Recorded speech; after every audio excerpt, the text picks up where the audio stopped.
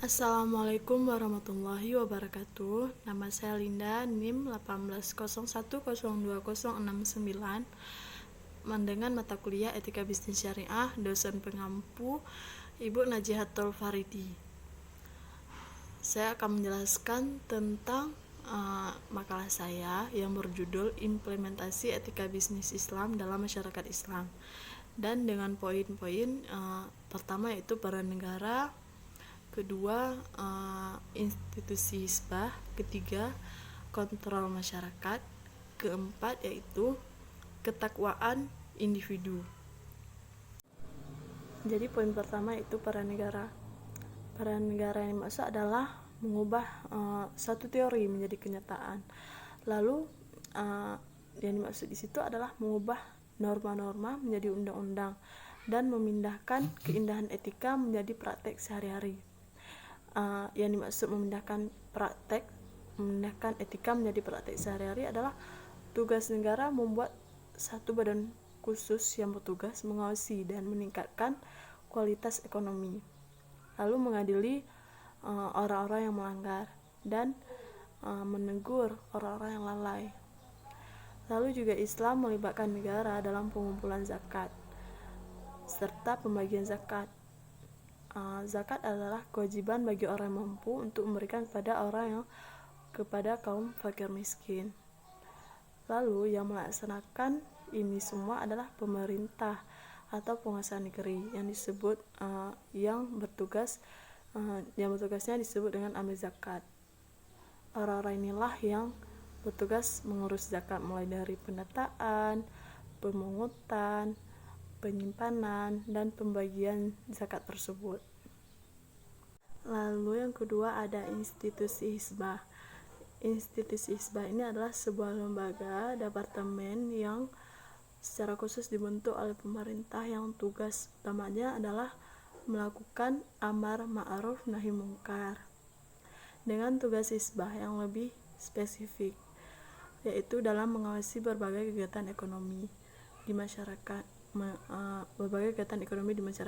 menjaga mekanisme bisnis agar berjalan dengan normal sesuai dengan syariat, sehingga masyarakat tidak ada yang merasa dirugikan.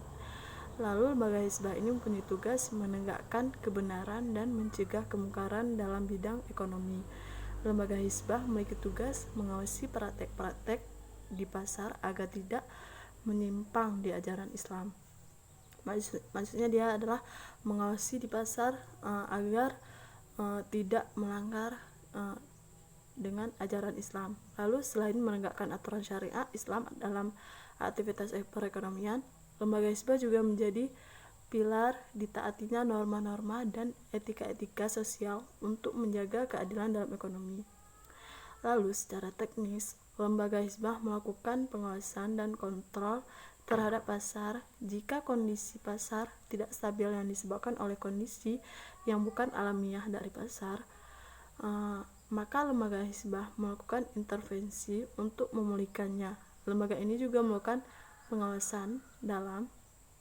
Lalu ada poin yang ketiga yaitu kontrol masyarakat, di mana hubungan masyarakat dalam bisnis disebut dengan CSR atau Corporate Social Responsibility. Berbicara tentang CSR merupakan suatu konsep di mana di dalam suatu organisasi yang mana adalah suatu bentuk pertanggungjawaban perusahaan terhadap lingkungan sekitar dan terhadap seluruh pemangku kepentingannya, yaitu diantaranya karyawan, konsumen, pemegang saham, dan lingkungan itu sendiri. Dalam aspek operasional perusahaan, sederhananya di mana setiap perusahaan, misalkan perusahaan tersebut ada di satu desa, dia di dalam desa tersebut harus adanya kontrol masyarakat, adanya pertanggungjawaban terhadap masyarakat tersebut, konsumen, dan karyawan, dan itu dimasukkan ke dalam operasional perusahaan. Lalu dengan demikian praktik bisnis dalam kerangka CSR Islami mencakup serangkaian kegiatan bisnis dalam bentuknya. Meskipun tidak dibatasi jumlah kepemilikan barang, jasa, serta profitnya, namun cara-cara untuk memperoleh pendayagunaannya dibatasi oleh aturan halal dan haram oleh syariah.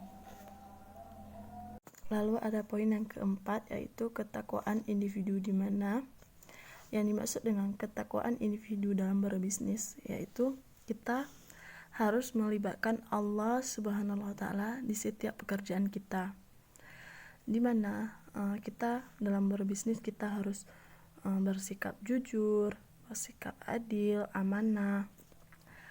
Karena jika semua itu ada, maka bisnis kita akan baik dan berjalan dengan lancar. Dan lalu kita tidak harus bersaing dengan non-muslim untuk usaha kita tampil.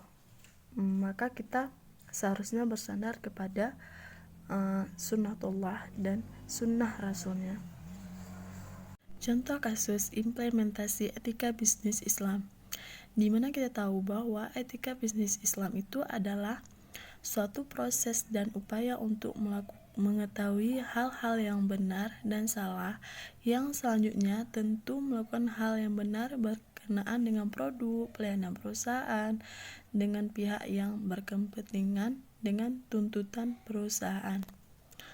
Lalu contoh kasusnya itu menjual bahan pangan asal hewan yang tidak sehat atau tidak aman.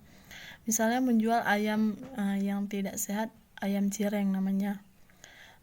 Tentu kita tahu bahwa ayam tersebut tidak sesuai dengan syariah, yaitu tidak halal dan hewan tersebut membahayakan kesehatan konsumen. Hal ini jelas merugikan masyarakat selaku pihak konsumen.